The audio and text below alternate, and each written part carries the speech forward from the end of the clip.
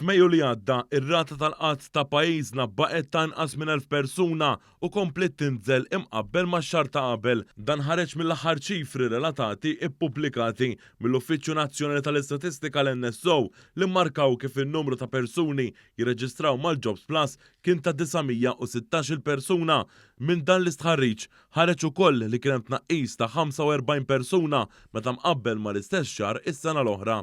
70% ta' dawk fuq reġistru tal-qatt kienu irġiel bl-aktar ammont minnhom total ta' 309 irreġistrati fil-faxxa li għandhom minn 45 sena il fuq. Minn dawn iċ-ċifri tal-NSO ħareġ ukoll in-numru ta' persuni b'diżabilità li kienu qegħdin jirreġistraw għax-xogħol naqsu wkoll bi 18-il persuna oħra imqabbel mal-istess perjodu sena qabel kif issa jgħoddu għal 224 persuna. Minkejn sfidi internazzjonali bla preċedent li hemm bħalissa pajjiżna xorta irnexxielu mhux biss irrażżan il-qatt iżda wkoll jirreġistra l-inqas rata baxxa fl-istorja.